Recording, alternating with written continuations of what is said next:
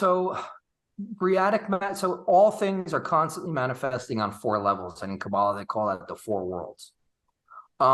In Theosophy, you're going to see something more like 7 bodies or 7 planes, possibly more, but it's kind of a similar model for how spirit projects itself into matter. Hold on one second. No worries. Another fire truck. I wanted to let it pass. So there are 4 worlds, and they are in descending hierarchy. Atziluth, the archetypal world, Briah, the creative world, Yetzirah, the formative world, and Assiah, the world of making, or the world of action. So Briah, Lon Milo DuQuette actually had a really good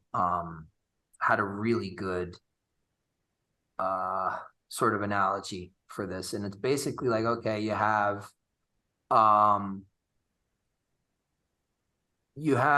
the guys, let's say, okay, the idea men in a company, they're making a product, and I think the thing he used was like chairs or something. You have the mind that creates the idea for the chair. That's Atziluth. Then you go down to Briah. And so those are the guys who are basically saying that the head guy, the boss, says, okay, this is what we're doing. We're doing chair. It's got to have, the main thing here is sit, off the ground. And then the Briatic level is kind of like, okay, so how do we do that? That's got to have 4, 4 legs. It's got to, be at a certain height. Is it kind of related to like the structure in some way, or kind of? It's just the level of existence in terms of like, in terms of how do we get from spirit to matter? Okay, so think of like I'll continue real quick and finish the analogy. You have Yetzirah, the guys drawing up the plans for it, the blueprints, the instruction manuals, and then you have Assiah, which is the actual physical making of a chair. And so it's kind of that hierarchy of how things get made, how they become. It's a hierarchy of becoming, of existence. And so Briah would be technically, I believe, what you would consider the archangelic realm.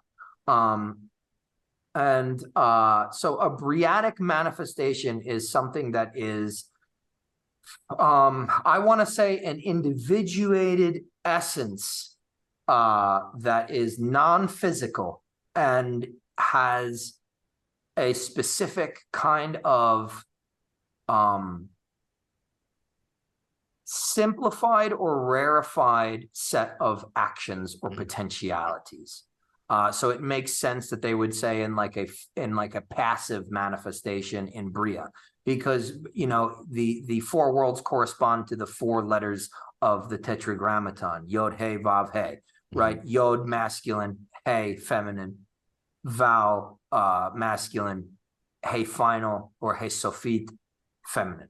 And so looking at even the 4 elements or the 4 cherubim, you can get a sense of what that means. You've got the fire of the divine intellect. You have sort of that the receptivity of the waters that receives the information, right? It's like those guys on the Briah floor were receiving the command from the head guy. So it's like the divine mind has the idea and commands it forth, and what receives that command is the Briatic level. So that's kind of what that looks like. That's a pretty convoluted way of describing it, but I think I gave you enough in there to be able to interpret something. That makes sense. Okay, so I came across something called Barit Chil. It says the guardian of the 12th tunnel of Set, and then it goes on to says other stuff. But I was just mostly curious, or it says actually the guardian of the 12th tunnel of Set. I was just curious about tunnels and kind of what that is or what that means? Like, how many different tunnels are there? What are tunnels? Yeah, like any of that stuff. So again, we're talking about the dark mirror of the Qliphothic world. Okay. And So in the non-Qliphotic and the upright tree of life, is there tunnels or no? no. So Okay. I'm going to explain it this way. The tree, the tree of life is upright. Mm-hmm. The tree of death, or the averse tree, the Qliphotic tree, that's, you know, that tends downward through and under dense materiality. It's literally, if you look at it on a capital Q, Kabbalistic tree of life, it is extending downward from the black of Malkuth, right? Malkuth being comprised of the four elemental sort of ruddy colors, citrine, olive, russet, and black is the bottommost. It is on the black of Malkuth that the averse tree descends further downward. Now, there are 10 Sephiroth on the tree of life. There are 22 Navitod, paths on the tree of life that connect the Sephiroth. They're traversable in vision work, in Hermetic, Kabbalistic magic. They represent life as it is experienced, the experiential components, whereas the Sephiroth are archetypal things, which are uniform and are applicable through the collective unconscious to everything that is. They would be more tantamount to the, like, let's say Plato's forms. Then you have the paths that connect them, the 22 paths, making 32 quote unquote paths of wisdom when you add the Sephiroth to the Navitod. But if you take the tree of, this is a trick, an occult trick, they always take the glyph as a whole afterward and add that. So really there are 33. You have the 10 Sephiroth, the 22 Navitod, and the tree as a whole. The tunnels of Set are I'm not sure where this comes from, but I understand it to be that the averse tree, rather than having paths, has tunnels, because it's downward, it's in materiality. So it's like we're digging away from the light. We're digging into the arets, that makes sense. the earth. And so there are 22 tunnels of Seth, and it becomes really interesting because you have essentially in Hebrew Kabbalah, you have again this inherent duality within the world, the material creation. And so you have it stratified into the Sitra de Kedusha and the Sitra Akra. And so this Sitra de Kedusha is the side of holiness, and the Sitra Akra is the side of impurity, respectively. So, again, the Sitra Akra is the realm of this averse tree, and it has all these tunnels, which are, they're a dark inversion of the paths on the upright tree. So that, again, it's just really interesting to see how much of this conversation is really coincidentally boiling down to this dark reflection. I think we've had a couple of really good examples for people. Definitely. Okay, so I think this book is, maybe it's just the first half of it, but it's kind of geared towards a lot of that. I think that's probably why I'm coming across a lot of that. But so I came across this abada, and it says servant. A similar word appears in Arabic, hence Abdullah equals servant of Allah. And so this wasn't even necessarily, this question wasn't about this Abdullah or anything. I'm mostly curious. It kind of just made me wonder. I wanted to ask you, in your assessment, Allah versus Yahweh, is your view or your interpretation and your understanding, is Allah correspondent to the biblical Yahweh or the demiurge, or is there a different view as to how that's kind of understood? Well, here we diverge again between practitioner basis and sort of historian or religious, theologian or religious interpretation. I view Allah as corresponding to, the Semitic god El, because that's essentially, they're cognates. It's the same thing. But I think that by the time that Islam was around, the term El was just another name for, the Abrahamic God. And that Abrahamic God was Yahweh or the demiurge? Well, there were so many different names for it. Yes, there's the God is referred to by many names. There's this really cool Bible called the Names of God Bible. Oh yeah, I want to get that one. Yeah, and I mean, it's dicey when you try to stick everybody. It's not a one-to-one correspondence. Typically, we don't have enough cultural nuance and understanding to be able to they're not all one being, really. It just becomes that way, the same way like Band-Aid. I say Band-Aid, that I mean bandage. Band-Aid is not a thing. Band-Aid is a fucking brand. But that's the way people use words. They don't use them precisely. People don't value precision. They value convenience. And, let's have everybody, the path of least resistance, typically intellectually. So, which one was the demiurge? Which one was the creative God?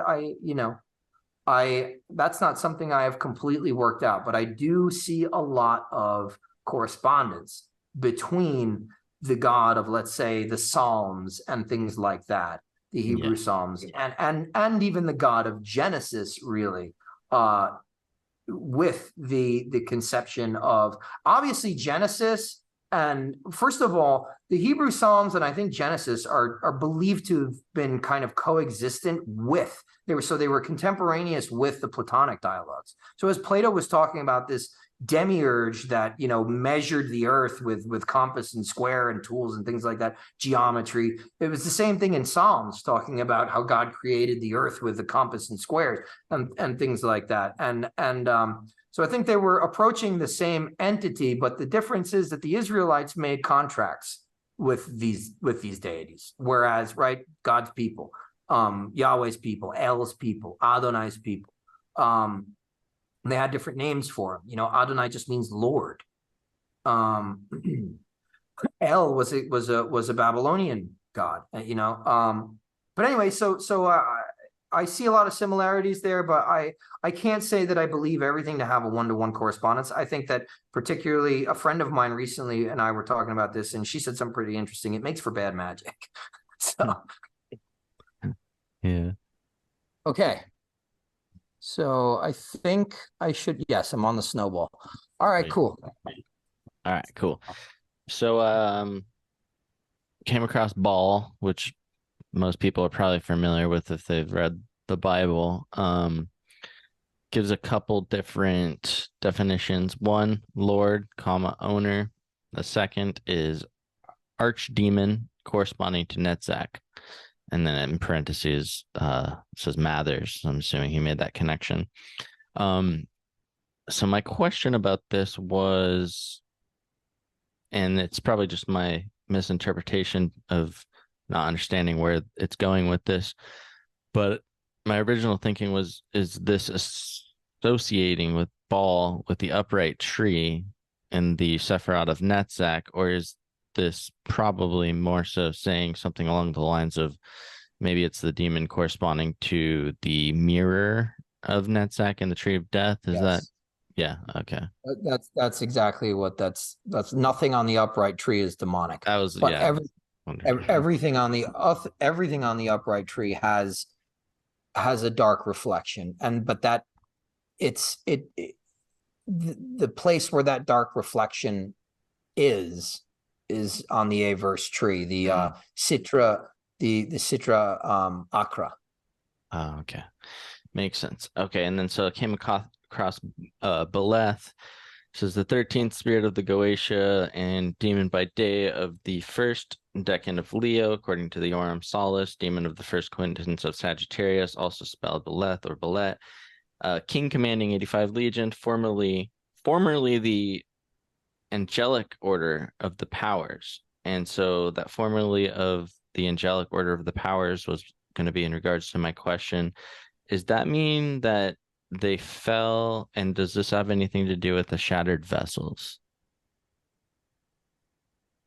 I would say, yeah, there's in Judeo-Christian tradition, there is this really interesting through line. There's a whole kind of what am I trying to say? There's like storylines, I guess, that you see repeatedly of angels falling. So yeah, it's like I would assume that has referred to some sort of angelic fall. Now, what does that look like? What does that mean? My opinion of like an angel falling, based on the ideas of particularly the Gnostic canons, right? The hypostases of the archons and the secret book of John, even the book of Enoch, the Watchers. It's angels that come. They say, you know what, this I'm not making this up. I'm not trying to be crude or lewd, but they essentially say in these texts, we're attracted to human women. We want to go and have sex with them. And that's, yeah, I can't blame them.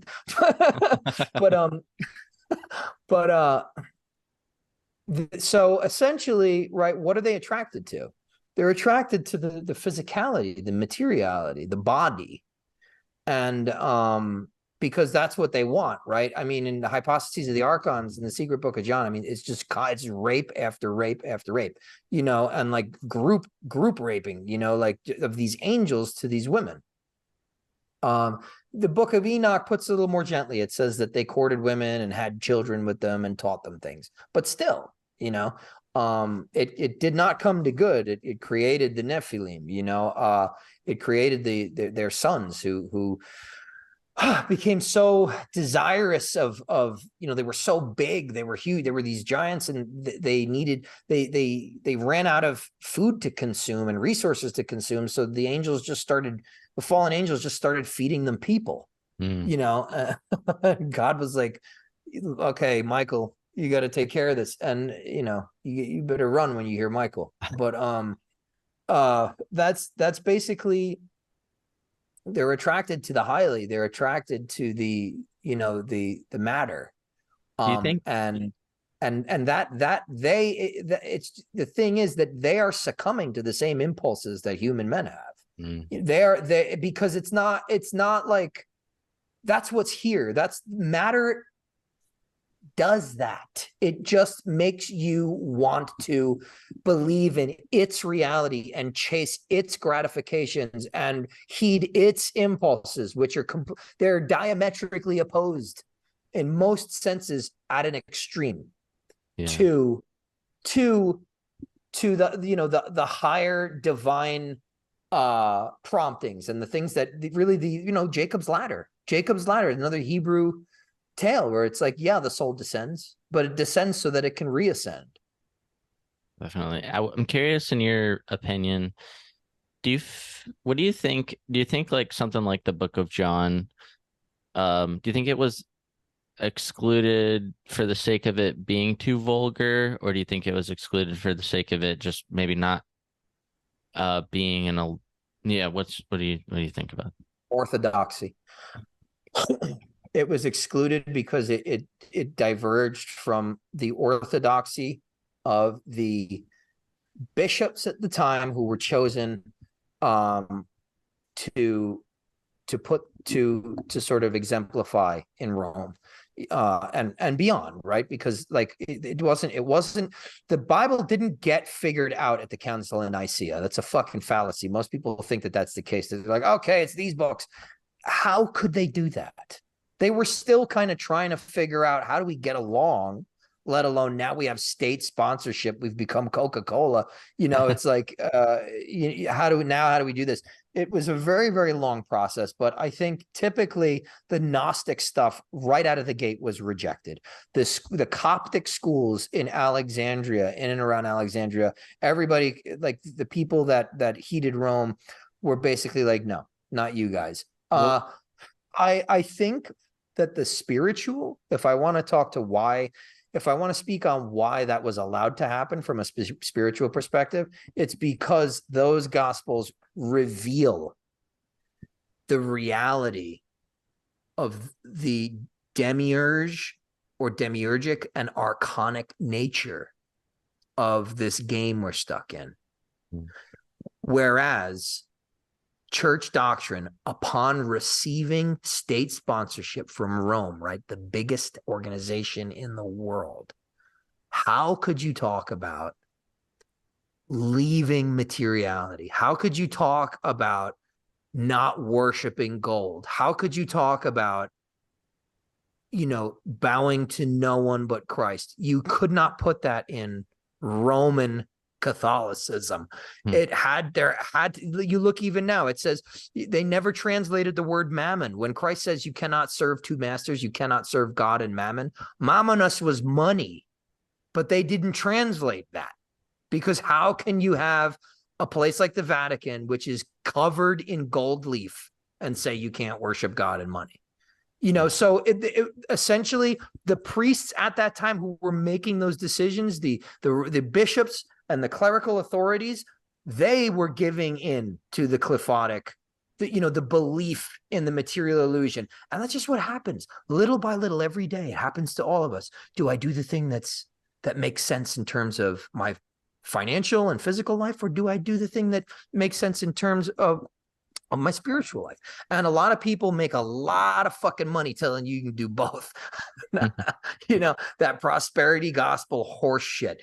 Christ, they're pulling from the demiurgic stuff, the contractual stuff. Those like guys like Dave Ramsey, they'll quote to the nth degree the Old Testament, because it's got great sound advice for money. But what they never talk about is when Christ said it is easier for a camel to pass through the eye of a needle than for a rich man to enter the kingdom of heaven. They don't want to talk about that. Yeah. So and that's why really Christ was not talking about the same God or gods as in the Old Testament. He came to deliver a new dispensation, which is what made him special. And we could have some vestige of that as a formalized religion had these things not been excluded, had they not taken the money, right?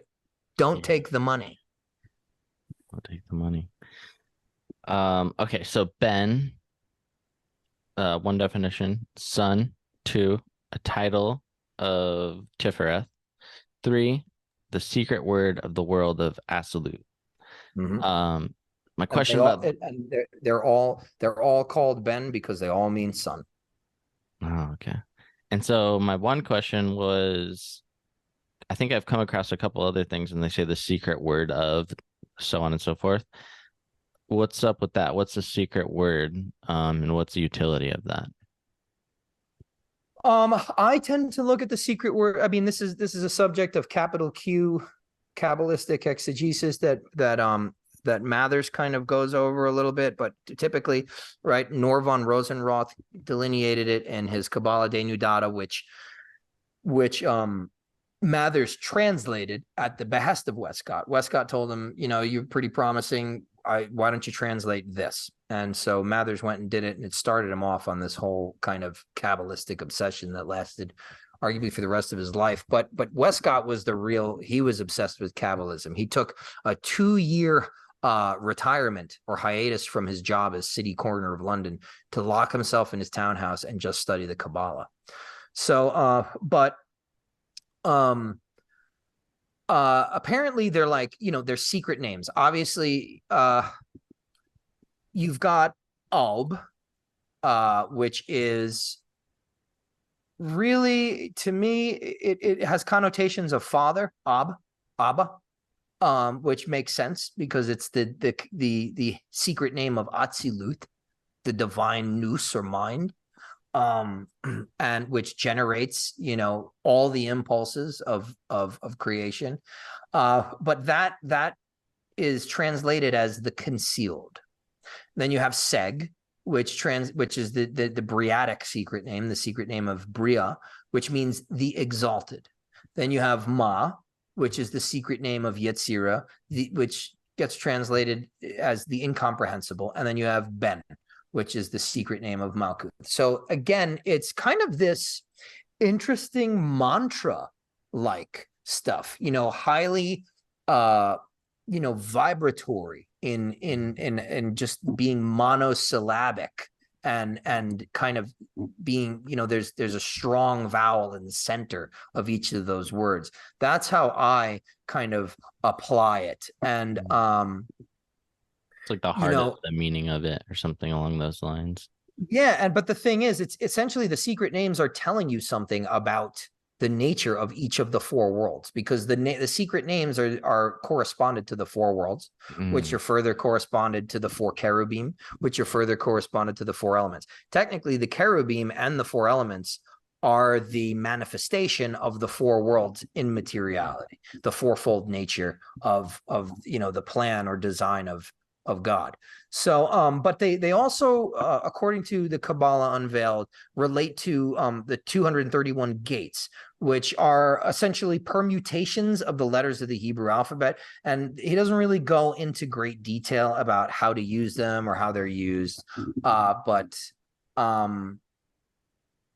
again, to me, it kind of betrays this idea that words are sacred, that divine vibration. I mean, if you even look at the Vedic tradition, right, when Brahma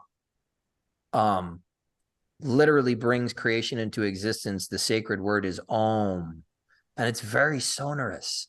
There's lots. It wasn't like T, you know. It's like it's a very like it's a word that is full of vibration, and I think that maybe they were kind of hinting at that, or guessing at that to some degree. There are various applications of those kinds of mantram in ritual work, but you know, I don't think that has much to do with the question. Definitely. Okay, so came across the sigil of Buer, B-U-E-R. It says demon of the first quintance of Scorpio, president commanding 50 legions, appears as center, la la la, goes on. Oh yeah, it says appears as a centaur when the sun is in Sagittarius, teaches moral and natural philosophy, the art of logic, so on and so forth. So I think my question in this regard, and this is probably a bad example because I think it's a demonic thing, but say it was angelic or whatever, and you were doing an invocation or evocation. My question was about timing, and if you are to do some sort of invocation or evocation with a particular angelic or demonic, whatever entity, would you, obviously, I'm thinking you would want to do it in a auspicious timing that's going to be aligned with whatever it is that you are invoking or evoking.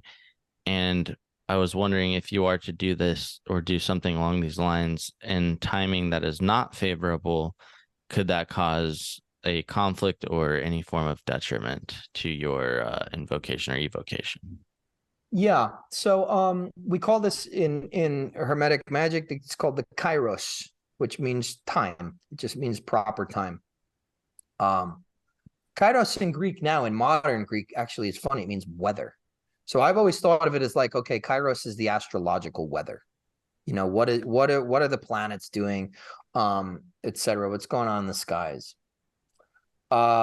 Yes, there are certain operations that you must do under very, very specific timings. Even in alchemy, you know, it has to be done. Now, two different things. Sidereal astrology has to be used for operations, whereas tropical astrology can be used for things like birth charts. Super important point, I think. Right. You have to, it has to actually be in the, the planet has to physically be in the constellation. Okay. It can't be, well, tropical astrology says it should be there, or it would have been there, 1,500, 2,000 years ago. For magical operations, you have to find where that planet is in the sky, and you have to face it typically. Or at least know where it is so you can direct your working toward it. And there are certain techniques that you can use that are really interesting. Now, if you don't do something in a proper timing, my experience has been that it's not that things will technically go haywire.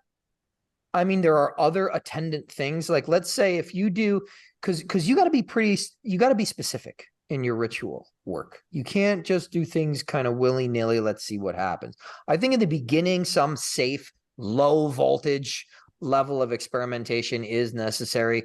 But you want to try, and as you get more and more advanced, you have to try and really dial in with your intention.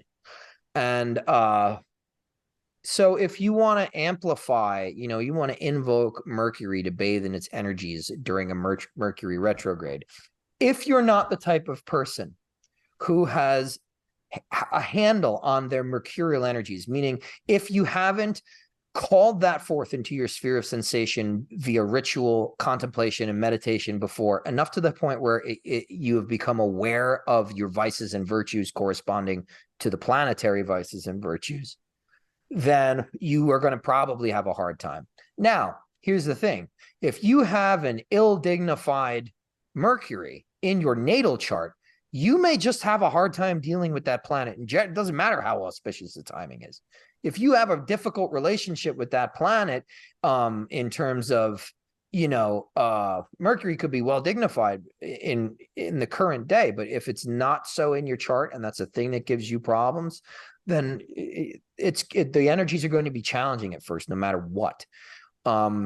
And it doesn't mean that like bad shit's going to happen. You might not, Mercury's a perfect example. You might not be able to concentrate. I can't get through the goddamn ritual because I have, an ill aspected Mercury, and it's just, it's too much. So that could happen. Typically, in my experience, it's just nothing will happen.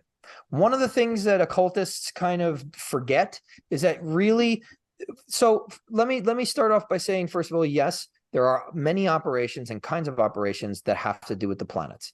There are many operations that have to do with the elements. There are many operations that have to do with the zodiac. But there are certain theurgic, particularly theurgic operations. A great example is the Abrahamic that says, don't worry about where the planets are.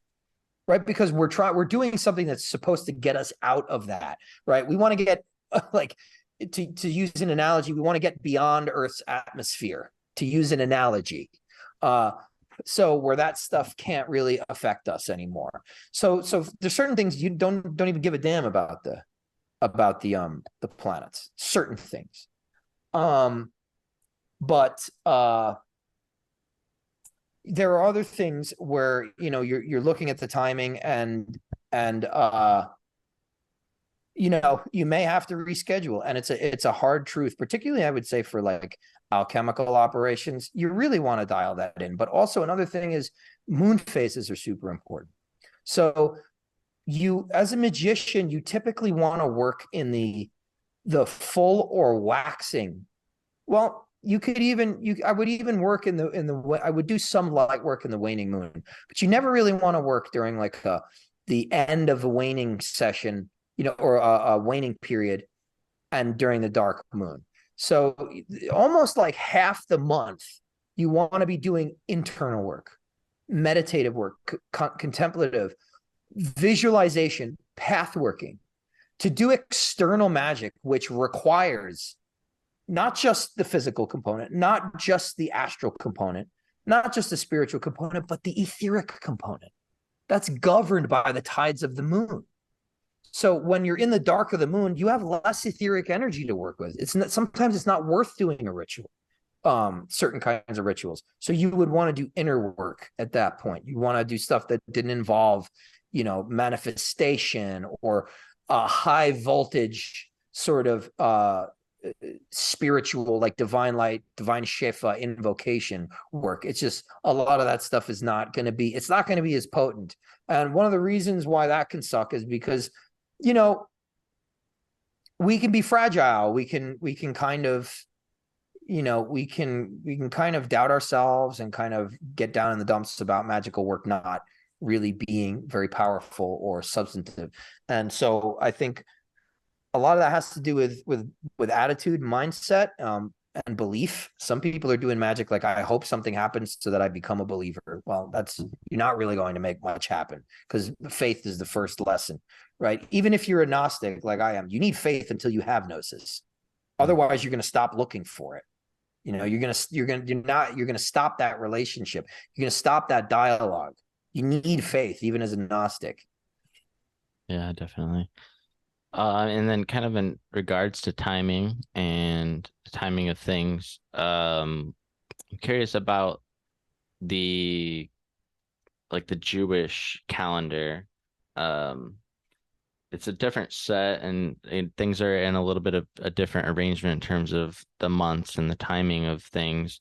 And I wonder, for a practitioner such as yourself, when you're working in any of your systems, is there a place for utilizing a Jewish calendar system, or is it primarily Hellenistic? Or, I mean, this is aside from like alchemical operations, obviously, but yeah, that, and then you know, kind of the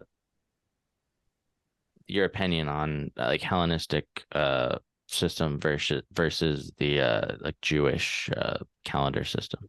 I don't technically see them as antagonistic, because the Jewish calendrical system is based on lunar cycles, right? So the first full moon is the beginning of the month, right? And that's the origin, that's the etymology of the term month, mund. You know, it was supposed to be that, actually. But the Hellenistic system, really in Hellenism, the year in theory began with the appearance of the first new moon after the summer solstice. Right? So they're still they're all predicated on lunar cycles. And lunar cycles, as we just mentioned, are something you definitely want to, even though I think a lot of magicians don't take into account in magical work, but also in certain kinds of theurgic work, like Elu Cohen theurgy. That's all predicated on lunar cycles, you know, at least at the lower levels. I'm not sure about the higher levels, but that is all predicated on lunar stuff. So I see consonance, I see a harmony with that kind of stuff. At the end of the day, for magical work, you need to be taking into account sidereal astrology and where the moon is, what phase it's in, what it's doing at all times. So if you can do those things, it doesn't really matter what calendar year you're in. Yeah. Because you can figure out, based on what you want to have happen and what's going on in the skies, you can figure it out. Makes sense. So something I keep coming across when reading through this is these references to the Aurum Solis. Like it'll say, it'll give a definition, and then it'll say according to the Aurum Solis or whatever. So obviously it's an important foundational text, at least in regards to where a lot of this information is derived from. So I was wondering if you could speak to that particular text, maybe some of the history, any of the context around it, like what it is, what it covers, things along those lines. Yeah. So the Aurum Solis is one of those, technically, so it's called the Ogdoadic tradition. And they work based on, the Ogdoadic schema of the Hellenistic, the planetary Ogdoad. It was started in 1890s, I think 1897 by two gentlemen named George Stanton and Charles Kingold. I'm pretty sure it was in the UK, pretty sure it was in London. But they call themselves Hermetic and Theurgic, but it kind of morphed. So one of the things that the Aurum Solis has averred from the beginning is that they're descendants from something that they call the Caregi circle. And so the Caregi circle goes back to the era of Renaissance Neoplatonism. It goes right back to Marsilio Ficino. He was the center of this. So during the beginning of the Florentine Renaissance, there was this guy, and he was a Platonic scholar, which was incredible at the time because the only text that was available in Latin to read during the Middle Ages up until that time was the Timaeus. But there was this guy named Yorgos Gemistus Plethon, and they called him the second Plato. I'm not sure exactly how, but Platon is cognate with Plato, because in Greek, Greeks don't call him Plato, they call him Platon or Platono. We call him Plato because I to be honest with you, I have no fucking idea why we do that. I don't understand why we do most of the things we do when we translate Greek to English. It's ridiculous. Convenience, but, like you said. Yeah, I just don't even know. I just feel like etymology is really important to me, and I'm Greek, so the Greek language and Greek traditions are very important to me. And so I just see academics have been fucking butchering that language for so goddamn long, and then they just smile at you, when you're pronouncing a Greek word, that they totally anglicize. They make it so vanilla that I want to puke. but it's just like, I went to Harvard. Okay, all right. Anyway, I'm digressing. But so Gemistus Plethon, the second Plato, he impressed Cosimo de' Medici and his associates. They came to know each other. There were certain treaties going on at a certain point where Cosimo met his acquaintance. And so later on, when Cosimo went, and he had these monks for hire in these monasteries all over Europe, looking for these texts from the ancient world that were like lost to Europe. And he struck gold numerous times, right? Because all these monasteries, they had the Greek, and those guys they had these texts like in a dusty basement or some sort of library somewhere. So they got the entire works of Plato came into the custody of the Medici dynasty under Cosimo, and he had Marsilio Ficino, his young protege, or really Cosimo was kind of a guardian and a benefactor to him his entire life. He trained him, or really gave him the money to be trained. He said, translate Plato. Ficino had that happen. He translated it into Latin, the entire Platonic corpus and Aristotelian and the Corpus Hermeticum. But and at that point, Cosimo sort of founded a new Platonic academy. And during the course of, and this was under the guidance of Gemistus Plethon, all this stuff.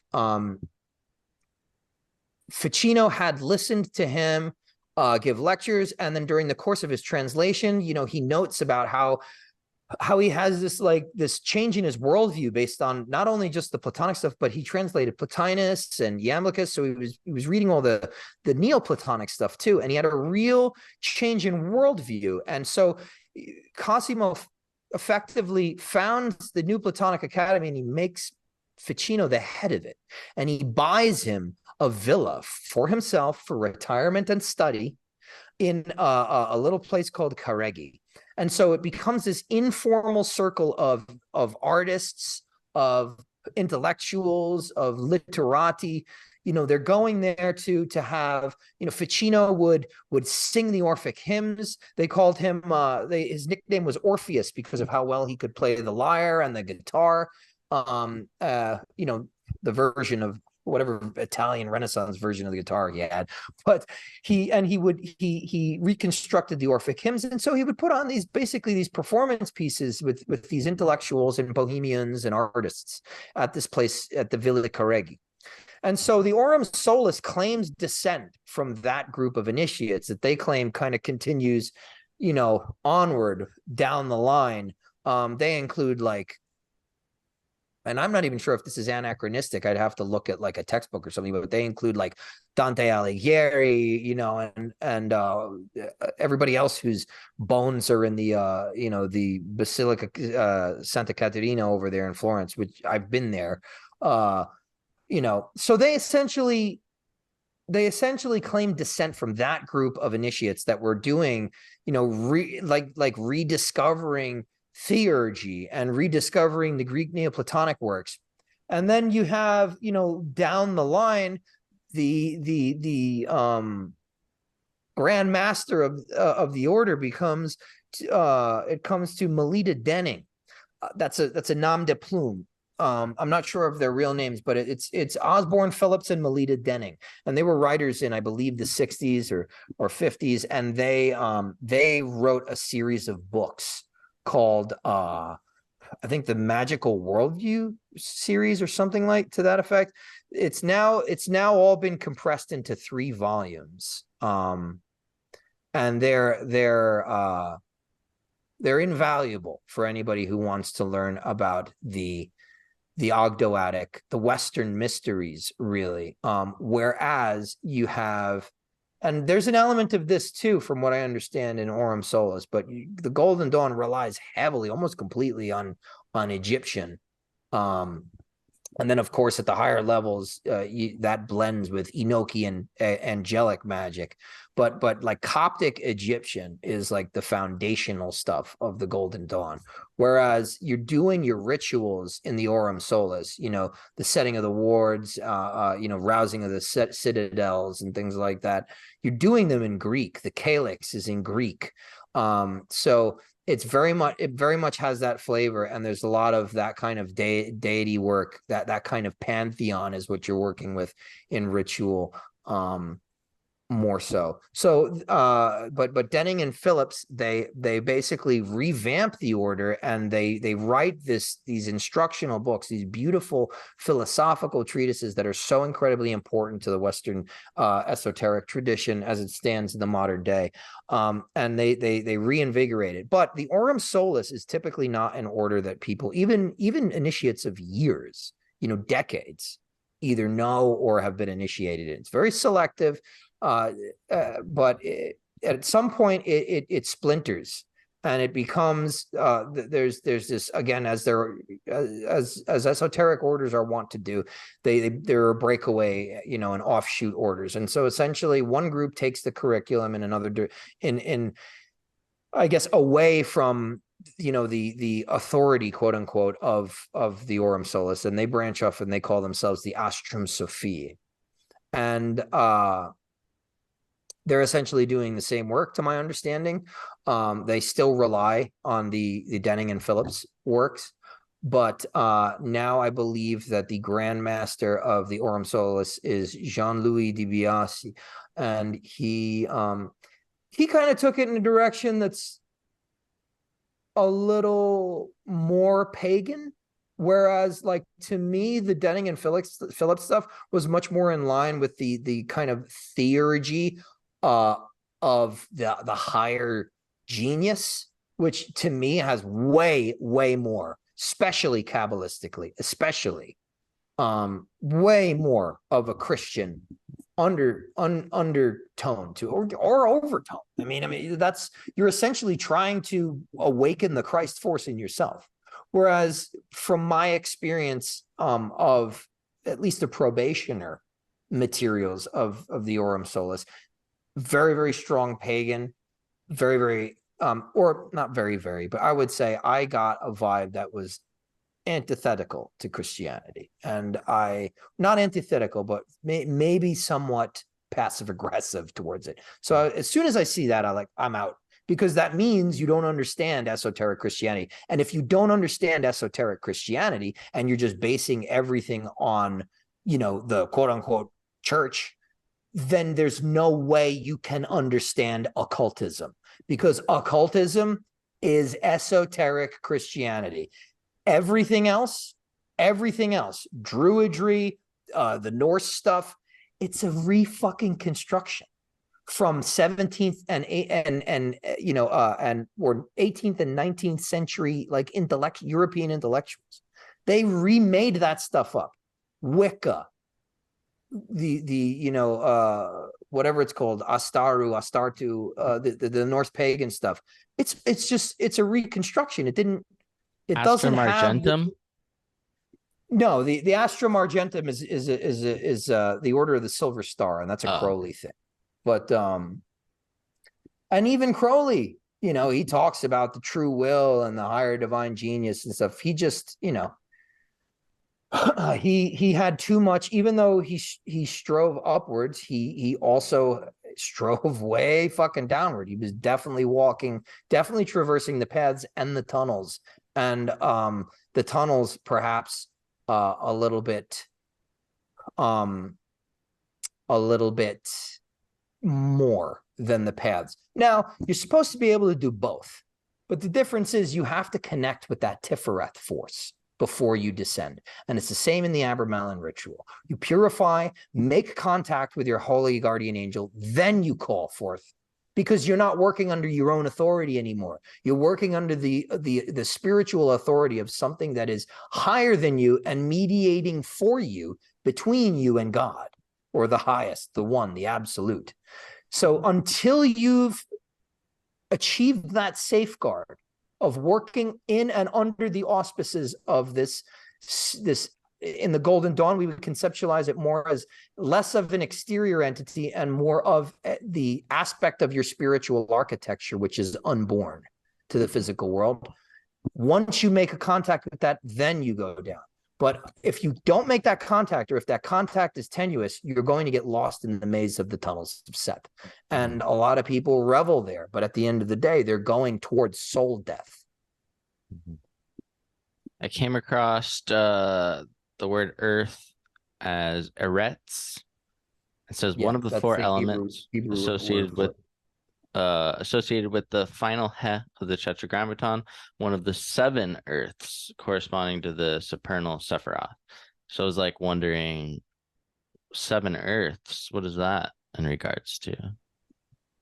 The 7 earths, as far as I understand, is like Islamic. From what I understand, there's a hadith, which is basically a commentary, kind of like the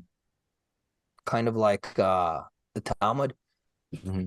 But there's a hadith that talks about the 7 earths. And I'm not sure what the word is, but the word can be translated as land. So it's also the 7 lands, or 7, you know, earths, like you're saying. It can be translated either. And from what I understand, there are, like, according to this hadith, commentary is like, okay, there are 7 earths that have 7 rulers, and these are only known to God, to Allah. The way that I interpret it, it sounds very much to me as if it were, at least the way it's written in the Islamic text, it sounds almost multidimensional, which is crazy. But a lot of scholars also translate that just to mean like 7 different topographical regions, or 7 different temperate zones. You know, they're constantly going to be deferring to this material explanation. To me, if I were reading that with no explanation, I would think the 7 classical planetary bodies, the 7 other earths, you know, and they do all have rulers, right? According to the Kabbalistic system, and they comprise the ruach of the individual, the spirit. I think this is my last question I got. I'm looking at this depiction of the Tree of Life from Sidippus Egypticus by Athanasius Kirchner in 1652. It's got the different Sephiroths laid out with some Hebrew stuff intertwined within each Sephiroth, and there's a couple of them, like, for example, Hesed. Is that the right pronunciation? Hesed, Chesed, Yesed? Yeah, Hesed is how I say, or Chesed. Yeah. And I think hard to read the font on this. It's either 33 or 55. Princes, and their origin from Mercury, and then it's also got something in regards to 50 gates of light. But yeah, I was wondering if you could speak to what these princes possibly represent, or what they are, what they have to do with, or anything along these lines? Well, I mean, obviously, the Kircher tree is probably the most well-known image among, like, I guess I would say academic occultism, but you know, there is still a lot of stuff on there that mystifies me, again, because it was his interpretation, you know, and he was a German Jesuit, kind of interpolating or interpreting this Christian cosmological worldview through the lens of the Hebrew Kabbalah. He's famous for saying either the Hebrews were Egypticizing or the Egyptians were Hebraizing or Hebraicizing, which means that the Judaic tradition to him was ultimately Egyptian or vice versa, which is very, very interesting because it has tremendous consonance with the occult societies of the day or of today.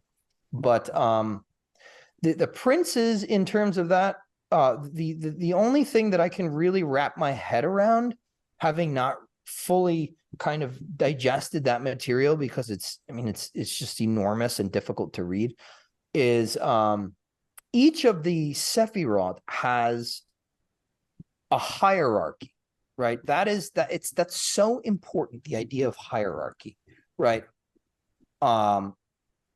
It's so important in the ancient world and in reality, you know, in the structure of reality. Hierarchy is a reality because it's order, right? And so the people at this time kind of packing things into this, you know, beautiful filing cabinet of the lineal glyph of the tree of life, they're trying to follow this beautiful divine order.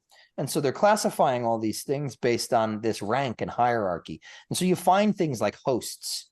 You know, there are like angelic hosts associated with each one of the Sephiroth. Now, you also have this idea of powers, dominions, principalities, these kind of pseudo-Dionysian, who actually pulled a lot of Proclus's Neoplatonism into Christianity. So the direct through line from Proclus to Pseudo-Dionysius the Areopagite into Christianity. But he kind of, he pulls this Pauline hierarchical system, right, coming from that very famous line that we do not struggle with flesh and blood. We struggle with principalities and dominions. But he pulls this whole hierarchical system that he creates off of this Pauline through line and this Neoplatonic hierarchy of being, and he creates essentially, you know, the order in which this goes right back to what we were talking about in the beginning of this conversation, is the way the divine projects downward into materiality. And he groups, you know, certain rulers, really. The word principalities comes from the Greek that Paul used, archons, rulers. And so that, to me, would be what Kircher is relying on in that, right? Because he was obviously versed in some form of Platonism. He was definitely versed. He was a theologian in the Catholic Church. Okay, he was a Jesuit. So that's like the paramilitary. That's like the Navy SEALs of the church, right? We've talked about them. So he definitely knew all that stuff. So probably he found places on the tree of life. I think, would you say they derive their power from Mars, was it? Or actually, in terms of where they derive their power from, I'm not sure, but like it'll just say, like, this one, it's in Yesod. It says, well, because it corresponds Yesod with Merc. I think it says, maybe I'm reading that, maybe it says mercy, actually. Mercy. I said Mercury, I think, but I think it says Yeah, Mercy. it's probably mercy because they're extending from Hesed, right? Yeah, their origin from Mercy. Yeah, that's what it Right. says. Right. So their origins from mercy. So that it's telling you a lot there, the benevolent princes, the benevolent principalities, particularly because Hesed, the image of Hesed, and not only that, to be honest with you, the quiet